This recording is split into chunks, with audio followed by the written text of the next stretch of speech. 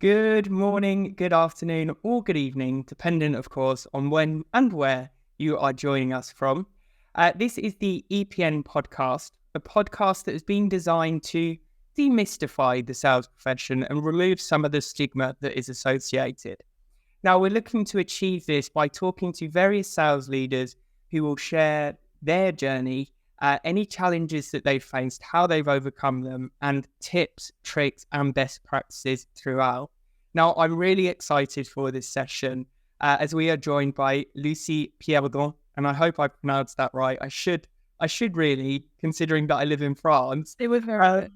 Fantastic. Now, Lucie is VP of Revenue Development at Funnel, and she's also currently implementing a product-led go-to-market motion. Lucie, thank you very much for joining me. Would you like to introduce yourself and just share a bit more about you? Thanks, Jordan. I'm really happy to be here. So, as you said, Lucie Pierredon. I'm the Vice President for Revenue Development at Funnel, which is the marketing data hub, helping marketers get real insights and actions from their data. I manage the revenue development team. And what that means is we have a team of sales development reps who are managing our inbound and outbound prospecting. And I also manage a team of product advocates who are helping our product-led users who are using our free plan to get the most out of the product, and also helping them to buy a paid plan if that's what they're looking for. Outside of that, I'm a mother to 2 young children, and I really enjoy cooking, reading, and probably too much Netflix. Brilliant. What's your favorite dish to cook, and what are you currently watching on Netflix? Oh, good questions. So favorite dish to cook. I'm a baker. So there's a pretty great olive oil chocolate brownie recipe, which sounds weird, but is amazing, that I enjoy baking. And what I am watching on Netflix, it's actually not on Netflix, but I'm watching Ted Lasso. I'm really late to the party, but I'm loving it. Yeah, it is brilliant. I absolutely love Ted Lasso. And that brownie recipe, you're going to have to send me that. Done. So what was it that intrigued you or piqued your interest in a career in sales? And then what was it that kept you in sales when those tough days inevitably did arrive? So I think like many people, I came to sales in a roundabout way. I was actually an interpreter. When I left university, I had studied to be an interpreter, and I really thought it was what I wanted. And then the reality of the job wasn't at all what the dream had been. And it was at that point that I had a midlife crisis at the ripe old age of 24. And I was very lucky to have a really great mentor. My dad had been in sales all of his career. And he said to me, Lucie, go into sales. And I said, oh, no, not sales. Oh, everyone hates sales. No, I can't possibly. And I thought, oh, well, I'll give it a try. I applied, and I walked into an interview and got the job. And I thought, oh, right, okay, well, here I am then. Immediately, though, it was just such a fun job. I was very, very lucky. I had a great manager who really helped to get me started and built up my confidence. But I was speaking to China and India in the mornings. I was speaking to Europe through most of the day. And then I was speaking with America at the end of the day. I had customers all over the world. And for somebody who, quite an outgoing person, it was just great fun and a great challenge. So I just saw a real game in the job. And that's what kept me going, because every new lead was a fresh challenge. And it was really fun to take that up and say, okay, I'm going to go get this one. So I found real fun in it. Yeah, certainly. So it's interesting. A couple of things there. I think a lot of people, or for a lot of people, sales is a bit of a dirty word. There's that stigma surrounding the profession. There is countless films depicting salespeople as sleazy and conniving, and that's where people's minds do jump. But as you said, what we're doing is we're connecting with people across the globe and helping to solve their challenges. And if we can make it fun for ourselves, then then we're winning, right? Absolutely. And I think you're right. That's really what it is. Very often, people have this terrible idea that you're tricking somebody in sales, and it really isn't the case. It's kind of hard to trick somebody into buying something, but really what you're aiming for each time is real understanding. You have that curiosity, you have that real drive to understand why somebody might need what you're selling. And that leads you to learn, right? You're constantly learning about new types of companies, new ways of thinking, new ways of doing. And then you're able to contribute to somebody else's success because you're hopefully selling them the tool that's going to help them achieve whatever they want to do. Yeah. And so it's actually extremely fulfilling. And you can create some great relationships. One of the customers I had in my first job, we still interact on LinkedIn, and she told me when she was getting married, and that was years ago, a decade. Yeah, it can be such a fulfilling profession, but perhaps it all originates with snake oil. People selling snake oil and very much tricking. But I think the profession is changing, and hopefully we can change the perspective that many have of what a salesperson is. Now, throughout your career, I'm sure there's been many challenges, whether it be, changing market conditions, changing buyer behaviors. What were some of those ones that you faced early in your career, and how did you overcome them? I think the one that really came to mind when I thought about this question was, it was actually a skill that until I learned to change that, I would find that there was more challenges in the sales. And it's this idea that it's very easy as a salesperson to want to say yes to everything that your customer asks, right?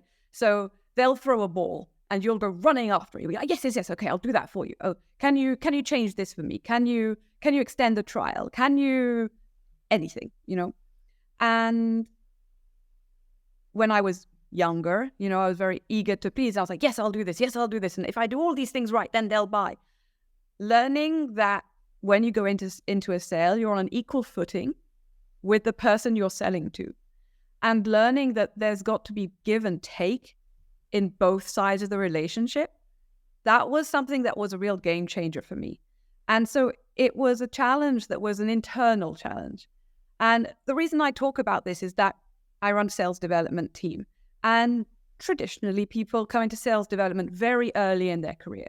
And so they're feeling very insecure, or maybe not at all equal if they're selling to CMOs, CEOs, VPs. They can think, oh gosh, I'm just out of university. How can I possibly have this conversation? How can I say no to this person? Once you overcome that and realize that you're the expert in your product and they're coming to you for that expertise, and you start going into the relationship on a more equal footing, you're actually going to have more fun, you'll be respected more, and you're going to have more success.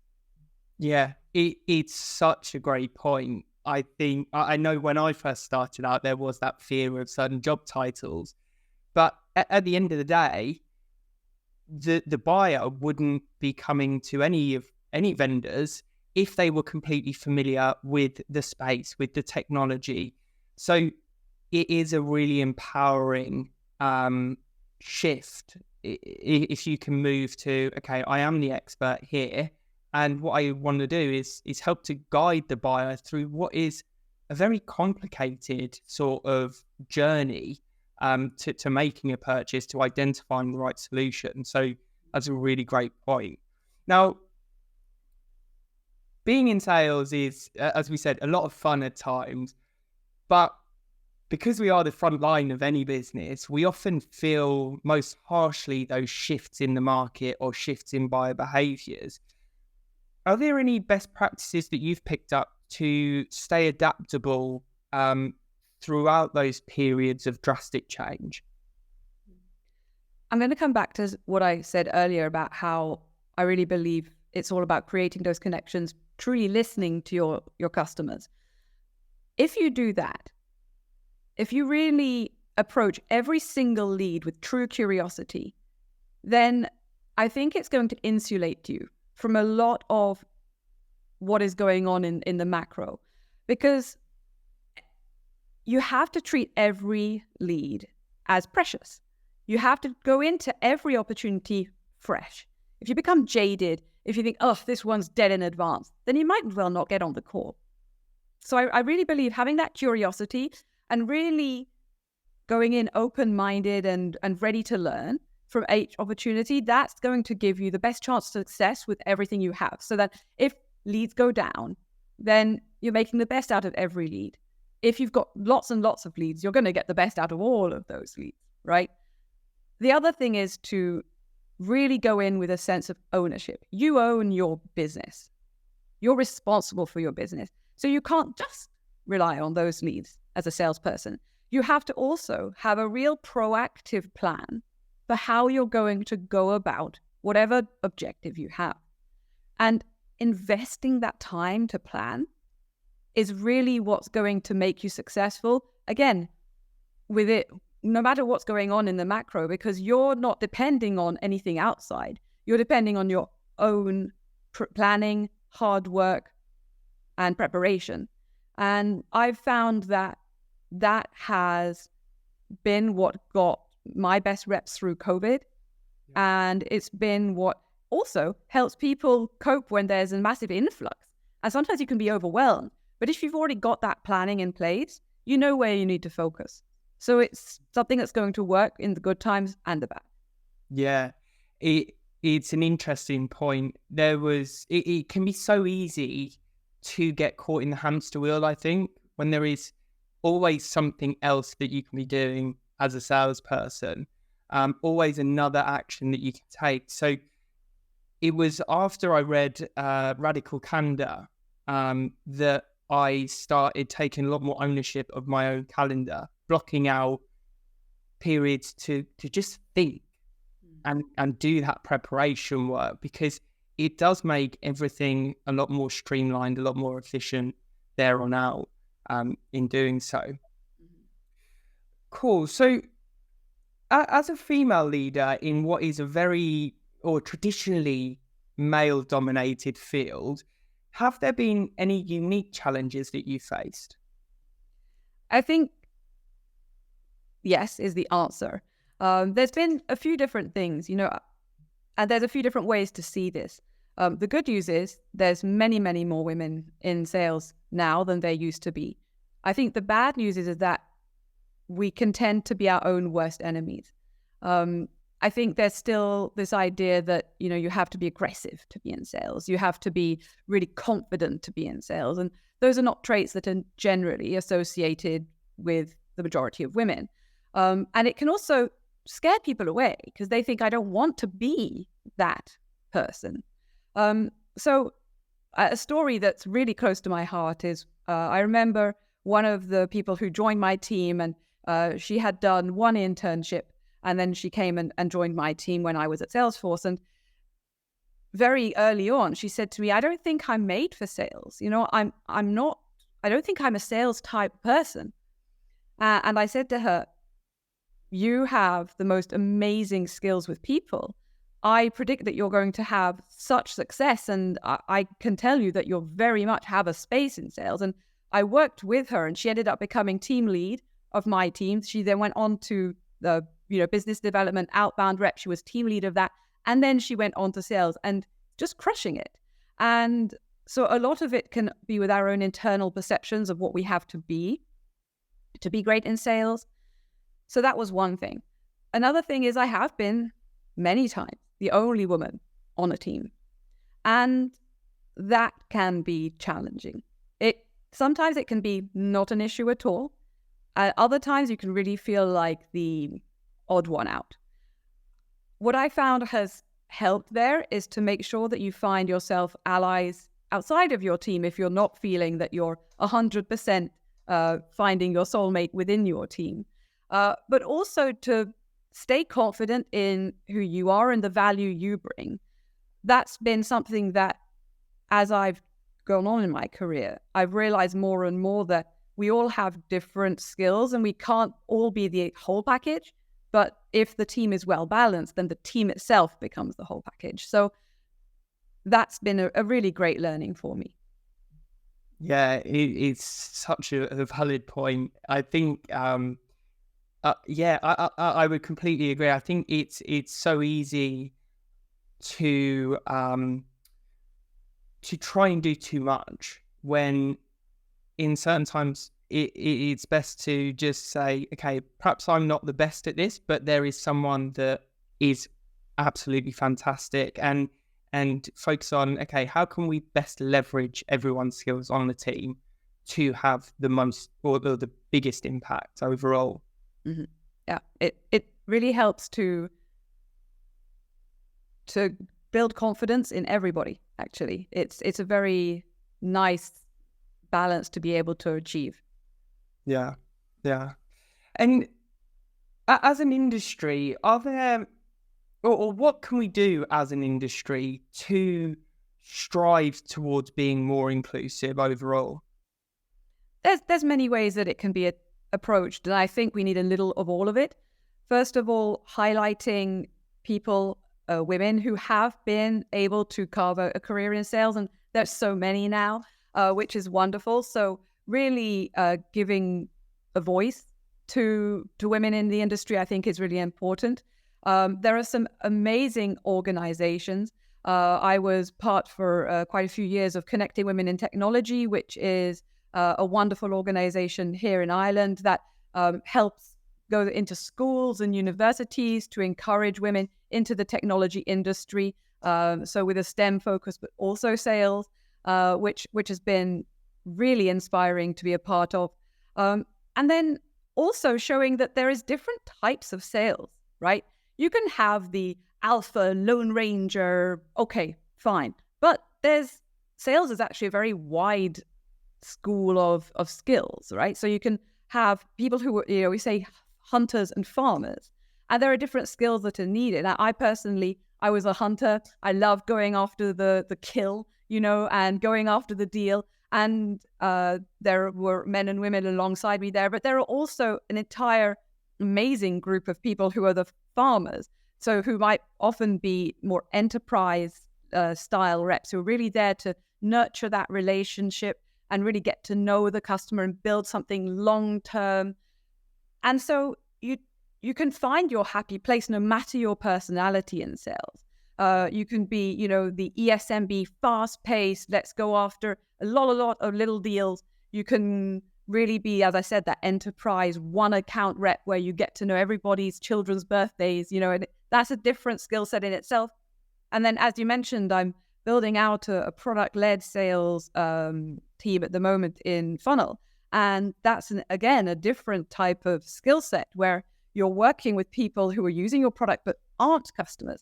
And that brings, again, another type of discussion, another type of skill set. So that's the beauty of sales. Yeah. So many different personality types can be there. And so we need to really take away the stereotype and show all the different ways that you can be a super successful salesperson. Yeah, I think part of it is perhaps a lack of exposure to all of those different types of sales, all of the different industry sectors that rely on salespeople. I think, coming out of university, people are still fairly fresh, and, they might go through a recruitment agency or whatever that route may be, land themselves in a sales role that might not be the best of fit. And, that could potentially put them off. But because there's not the visibility of all of the different avenues that they could take, maybe they'll decide, okay, sales isn't for me. Maybe they don't have the mentor. Maybe they don't have that support network. So I think part of it is giving the exposure of all the wonderful walks of sales that are available at a younger age. And one of the things that I'm very passionate about and the ISP are very passionate about is,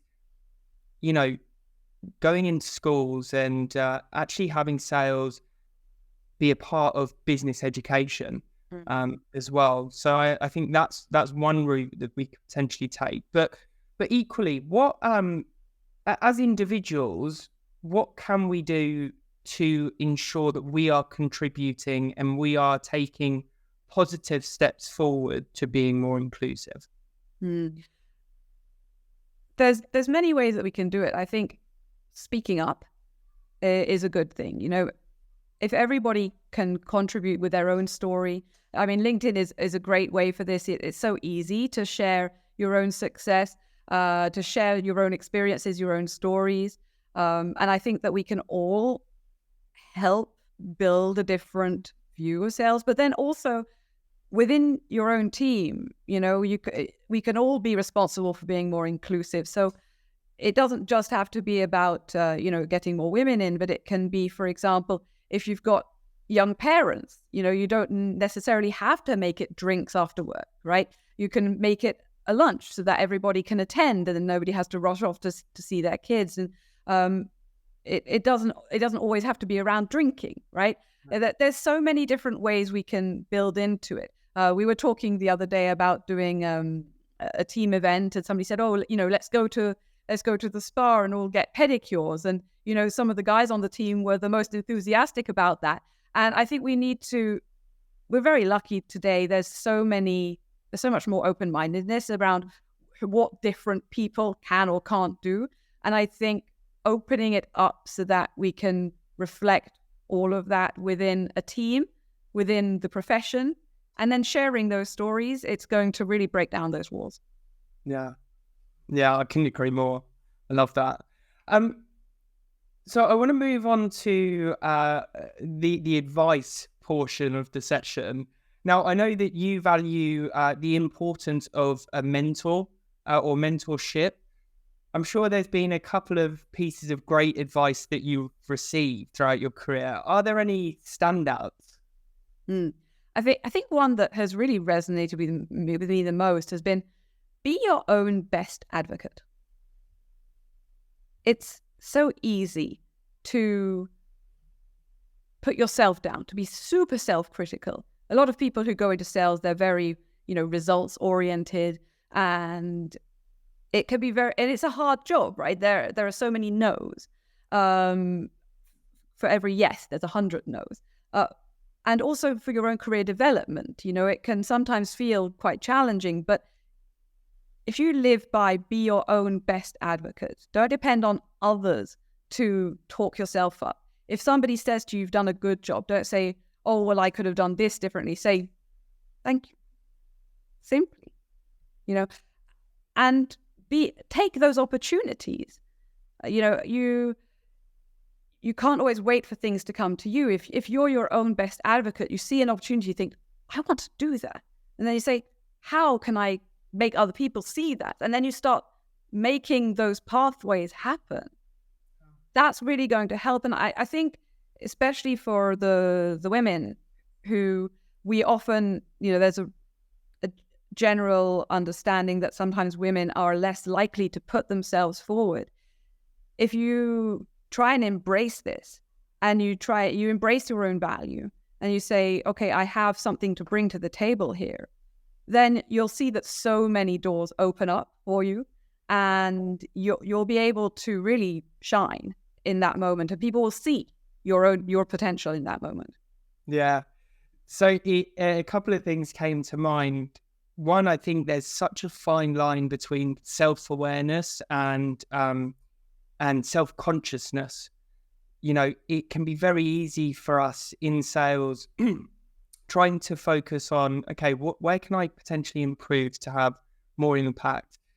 And then cross that line to being self-conscious, which will have detrimental effects. Mm-hmm. And then, yeah, on your point, I read a piece of research that found that females typically feel that they have to be able to tick 80% of the boxes before they're willing to apply for a job, whereas males, it's 20%, 30%. So it's a real sort of drastic drastic difference between the two. So I love, that self-confidence and celebrating those wins. So yeah, be your own champion. I love that.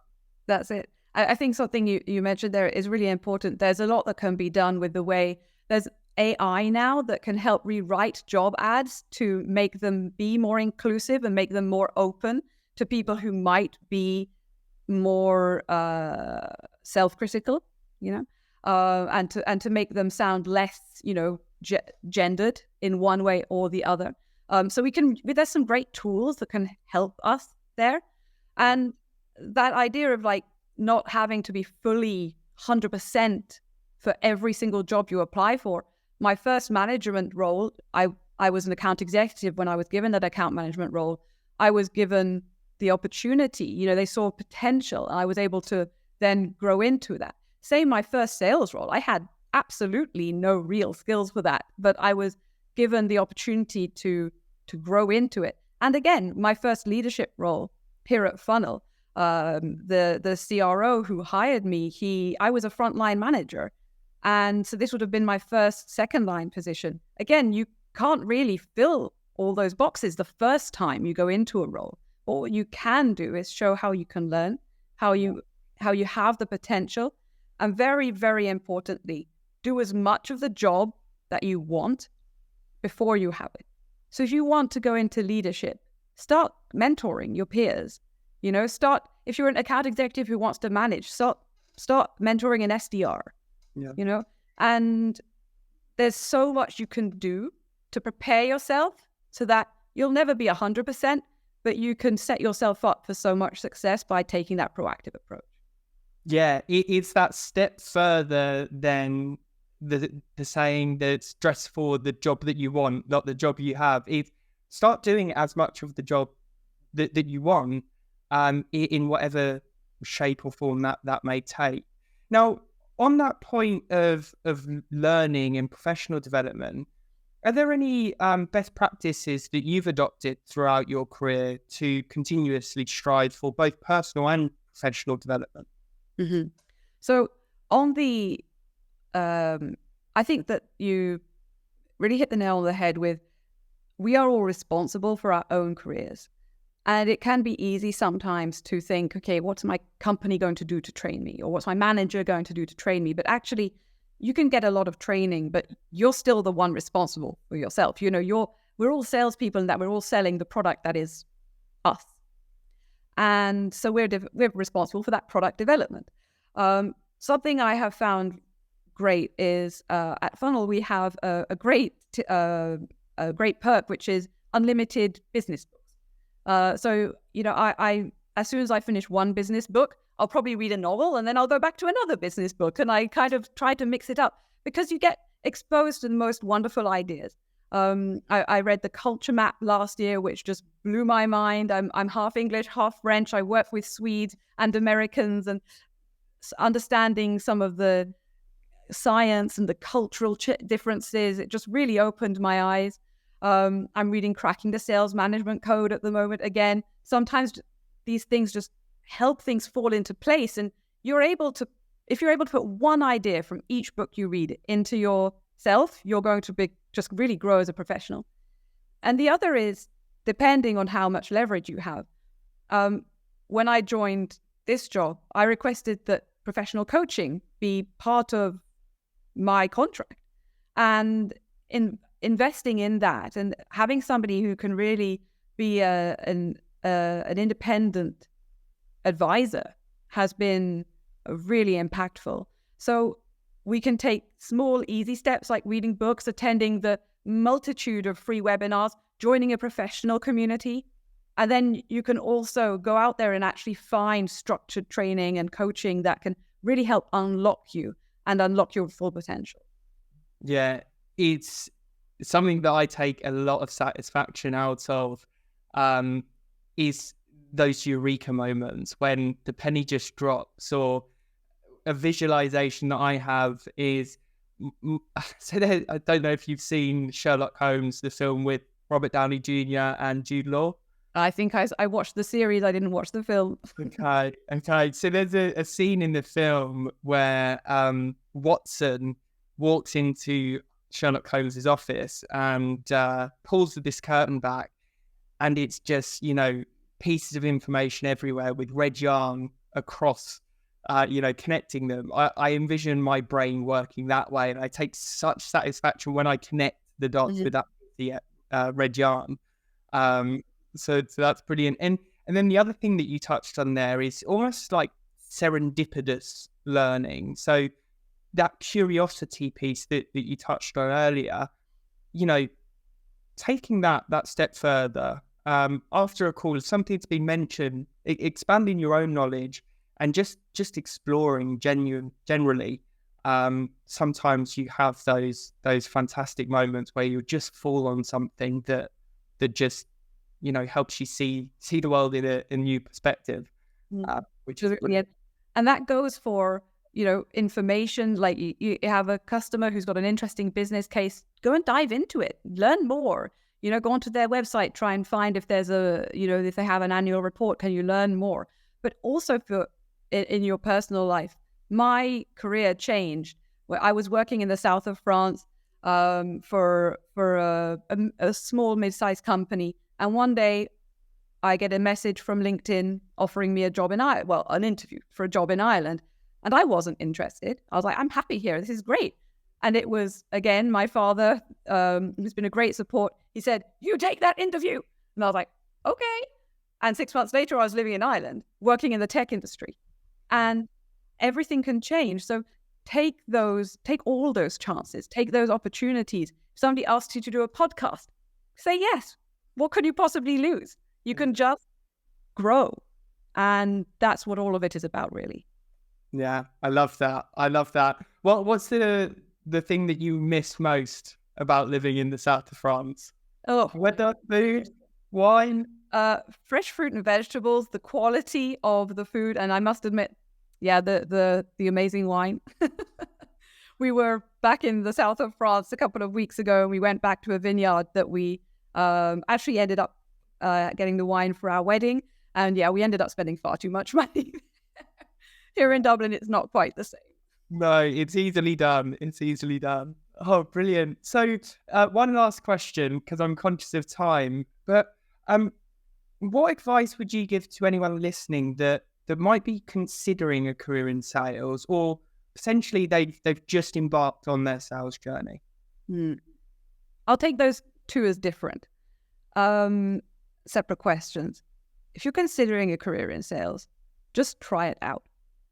It's very hard to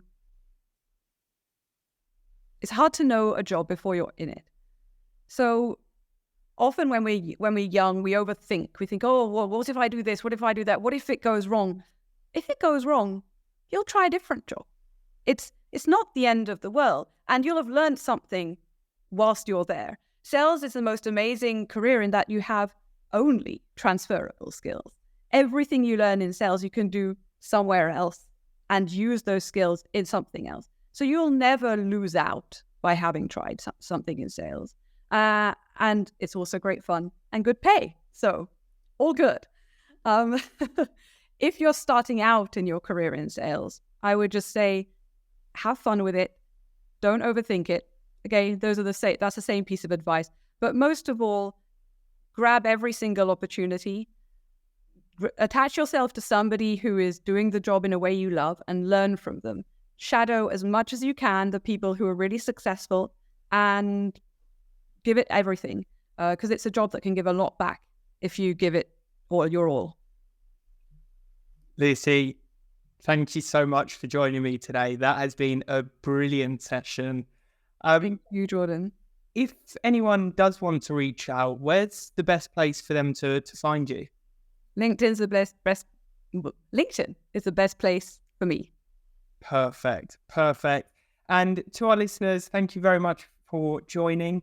I will be including a link which will take you to a list of signatories where you can add your name if you would like to lobby or join us as we lobby and campaign to have sales included in business education.